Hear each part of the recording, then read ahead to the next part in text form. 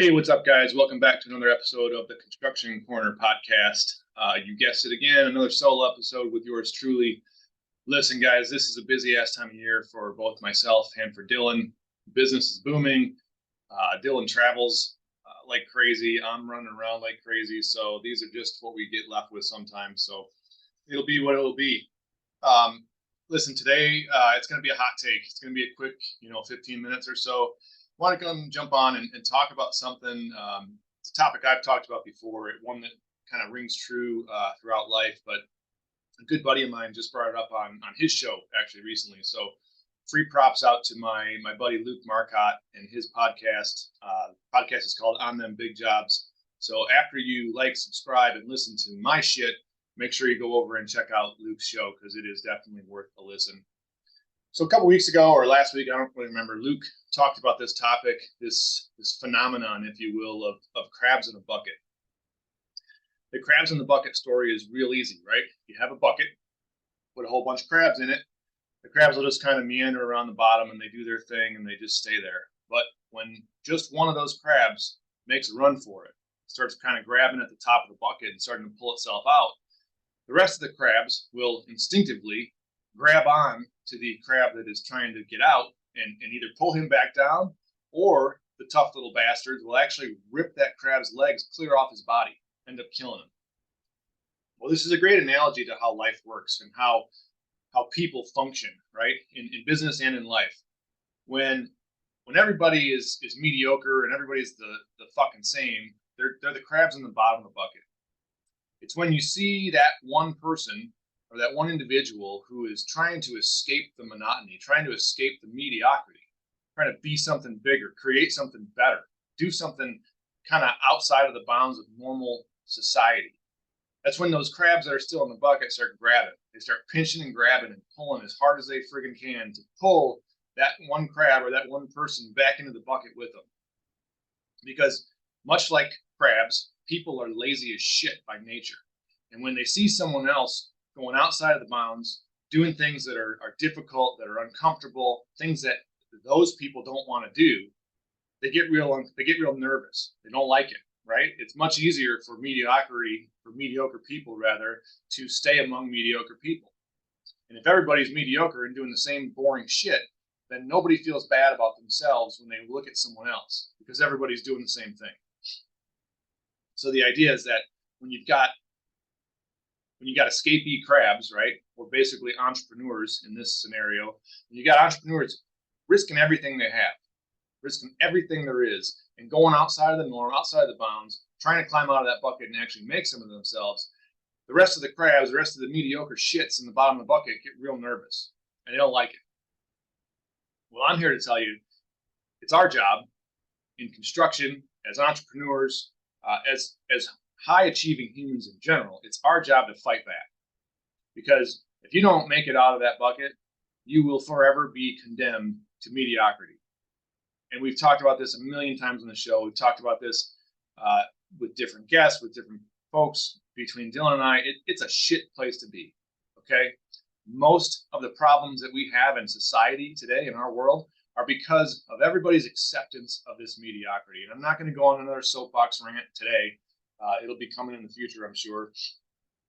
But the idea of today's quick show is you got to get comfortable being uncomfortable, right? We've talked about this too. Nothing in life comes for free. Everything you want is on the other side of hard work. It's something I've been trying to teach my boys. It's something that I try and teach my employees, my teammates. Nothing comes for free. You have to bust your ass in this life, and you have to do so regardless of the circumstances. Okay?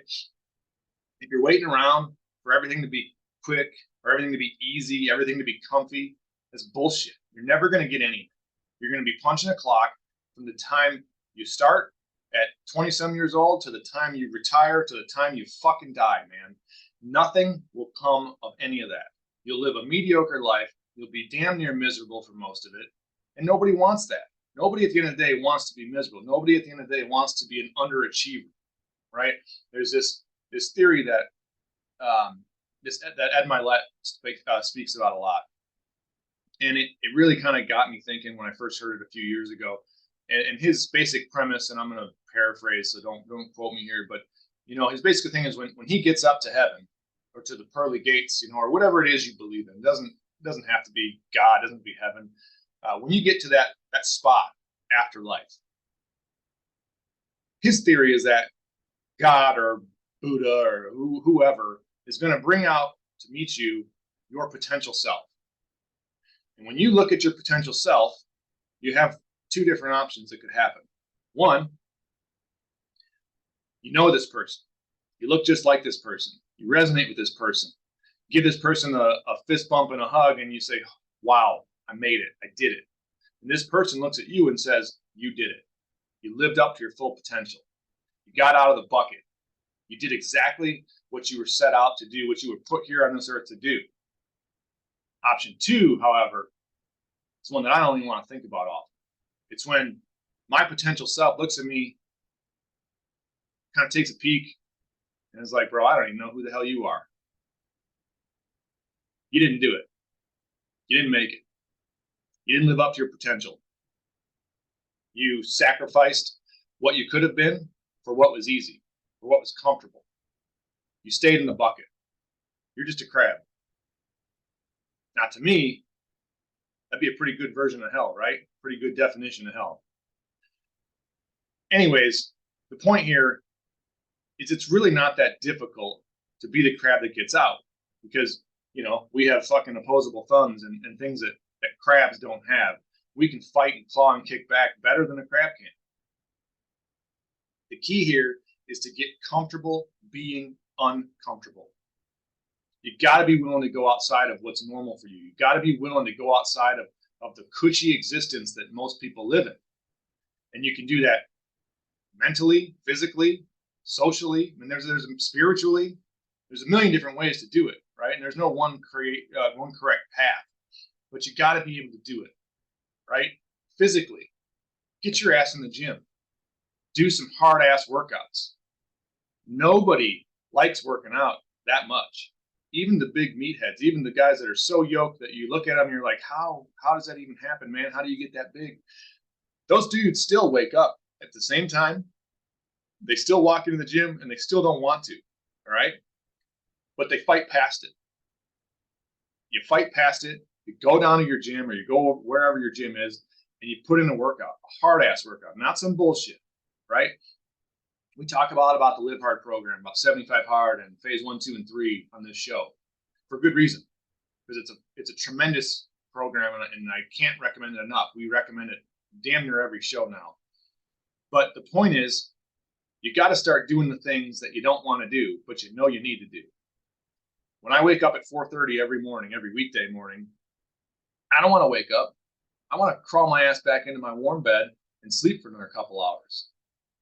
But you know what happens? When I get up, when I tell that voice in the back of my head that's trying to coax me back into bed, when I tell it to fuck off, I get up, I start following my routine, I read my books, I get down into my gym, I put in a hard-ass workout. By the time I'm done with that workout, you know who else is awake? Not many people, okay? And that's my point. You got to do the stuff that sucks. The stuff that sucks that you know is going to push you forward. Diet, alcohol consumption, water consumption. These are all really easy things we can change in ourselves. But it sucks. Okay, it sucks. It's not fun not being able to have a beer. It's not fun not being able to eat a pizza. And I'm not suggesting that you go booze free or pizza free or junk food free forever, but you got to be able to modulate. You got to be able to act in kind with the level that you want to get to. And if you're eating shit food all the time and you're drinking too much alcohol all the time, where the hell do you think you're going to end up? I'm 43 years old, man, and I can tell you I've lived through a lot of shit. I have lived a lot of different ways, and I've put a lot of stuff into my body in various forms and factions that I never should have. And I can tell you that when I'm living on this side versus when I'm living on this side, things are diametrically opposed, okay? They're different. They're completely different. I'm not quitting drinking forever. I'm not quitting eating pizza forever. But when I go on phase or when I go on 75 hard, I put my all into it. And it sucks. It sucks, but the results are tremendous. And that's the point here. That's how you get out of the damn bucket. Okay. Mentally, you got to keep reading, folks. Reading. One thing that is common among all multi-millionaires, all the wealthy people, is they all read. And why is that? Because learning never stops. Period. It shouldn't be difficult to understand. You have to keep learning. You have to keep growing, both mentally and physically. If you can't do both, you're out of luck. You have to. That's it. Change your mindset, change your mentality, force yourself to do these things. You have to shift your existence, all right? There's a great book by Napoleon Hill that we've talked about on the show numerous times. I got it right here on my bookshelf behind me. I've read it a couple times. Think and Grow Rich.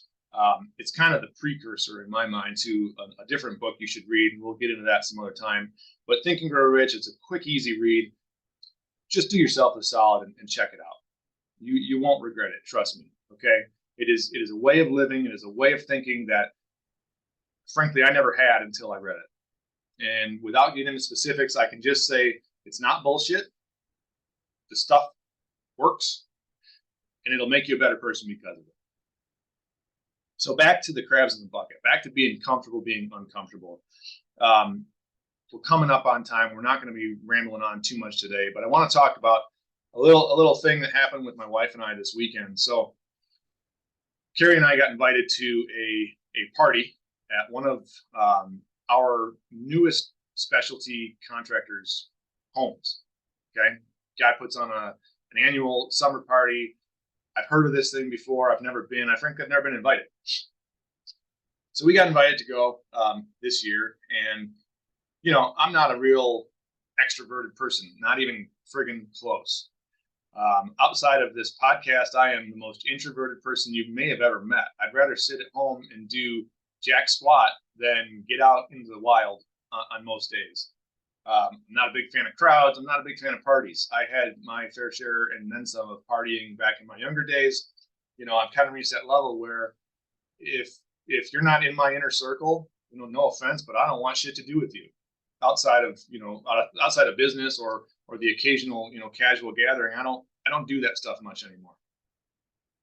All that being said, sometimes you got to be uncomfortable, right? Sometimes you got to take these risks, and you got to put yourself in these roles and in these situations where you know it's going to suck a little bit, but you know that the potential outcome from not going is way worse than the potential outcome from going and being a little uncomfortable. So Carrie and I agreed to go. We get out to this place yesterday, and it's not too far from us, which was nice. It's actually whatever, about a half hour.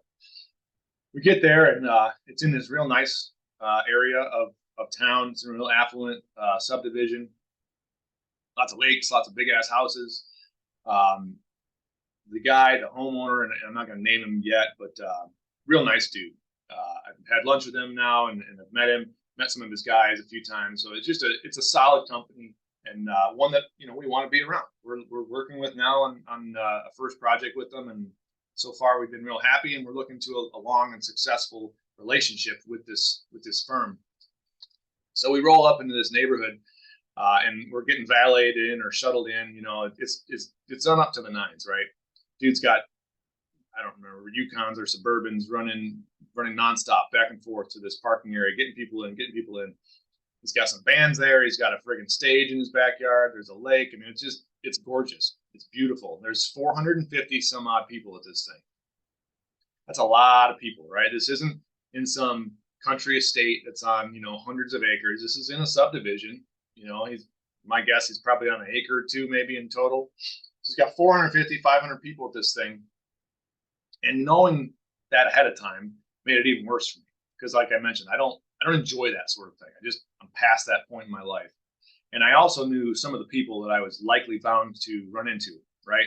Some previous coworkers, potentially a previous boss, you know, situations or people that, you know, on a normal given day, I don't really want or have anything to do with anymore. So just by virtue of being in that crowd makes it even more uncomfortable for me. Lucky for me, I have my ride or die, and Carrie's right there by my side, and you know, she does really well in these situations and kind of serves as my rock. So that definitely helps me get through these things, at least a little bit. But what I wanted to touch on, and not just, bragging that I went to this bomb ass party, it's all the fucking crabs that we ran into while we were there. And it's unfortunate because on the one hand, you see this guy, again, I'm not naming, but you see this guy who's this is his home that he's invited all these people to, right? And he's obviously one of the crabs that got out of the damn bucket a long time ago. He's created something from basically nothing. He's created an empire for himself, for his family, for his employees, for his team. It's really quite impressive, and that's why I like this guy. I like talking with him because just hearing the stories, it reminds me that the shit's not impossible. It just takes that drive. It takes being comfortable with being uncomfortable. But there's lots of crabs there who are obviously just along for the ride, right? They just kind of do what they're told. They come in, they come out with the tide. They're never going to really amount to shit. They're moochers, right? They tag along, they hang on, they wait for handouts. Not everybody there by any means. There was a handful of real high achievers, but there's a lot of people that in this world that just, that's what they do, right? Construction is full of crabs, man, full of crabs. There's a great book by Tim Grover. Book's called Relentless. Another one that I highly, highly recommend you should read. And I'm not going to get into it, but what you need to know is that when you're in these groups of people, it's really easy to pick out who the crabs are and who the cleaners are. The term cleaners is from Tim Grover's book. And again, we're not going to get into it. You can probably figure out who's who. The point, though, is it really doesn't take all that much to get out of the bucket. You just have to have that drive, okay? You got to be willing to climb your ass out to get uncomfortable. You got to be willing to put in that work and that effort. If you can be the change and you can be the example, you let the other crabs see you. If you spark something in another crab to escape that bucket, I consider that a win. You can help, you can teach. And that's what this guy is doing by bringing all of these various people to his home, to this party every year. In my mind, that's what he's doing. He and I haven't had this conversation. Maybe we will someday soon. But it's eye-opening, right? Because you see these people there, and you know there's most of them are crabs. Most of them are fine just being pulled along. Most of them are fine just saying, hey, I'm at this party. There's free food and free booze and good music, and I don't have to work for it, and it's just a handout for me, and I come to expect it every year, or I think I'm owed it for some fucking reason. If the crabs in the bucket see you escape and they still stay with the herd, they still stay with the sheep, with the crabs in the bottom of the bucket, fuck them, leave them, let them stay. The world will always have crabs. The world will always have sheep. You, though, have the power to change. You have the power to get out of that bucket and actually make something different, make something happen with yourself, change your trajectory. It will be uncomfortable, okay? It will be difficult, but it will be worth it. If you can get out of that bucket and be the one that escapes, you can create that life for yourself. It doesn't matter if you're in construction or not. It doesn't matter if you're the guy, you're an apprentice, or you're digging ditches, or you're an intern. You start somewhere. The only place you start at the top is digging a hole. All right? So you start at the bottom, but if you have that mentality and you build that force within you, that force for change, that force for good, that drive, that energy, and you keep it going, be the crab that gets out of the bucket. And you get out of that bucket, and you can create this empire for yourself. You can create the empire where everyone's flocking to come to you. That'd be a pretty cool place to be. A little bit of a ramble today, guys. Again, I just wanted to get this off, get it out of my head. I've been thinking about it ever since I listened to Luke's show the other day, and then this weekend kind of solidified it for me. Don't be a crab. Get out of the damn bucket. Put in the work, and you will not regret it. Trust me on this, guys. Listen, that's going to be it for today's show. We'll be back with Dylan and myself come next week.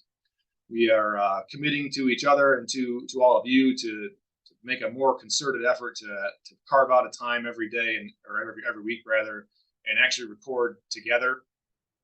But for now, this is what you get, guys. So please like the show, share the show, give us a rating, give us a review. Everything you do for us helps. It helps us spread the message. YouTube channel, check it the hell out, man. It is growing. We are dripping new recordings every week. We're putting in some shorts. It's starting to gain a little bit of traction. Check us out at Construction Corner Podcast on YouTube. Share it around. Help us out with this. We'll keep coming back week after week with these little tidbits, with these little rants, with whatever you guys want to hear. You know how to get a hold of me. You know how to get a hold of Dylan. If there's something you want to see on the show, reach out. Let's make it happen.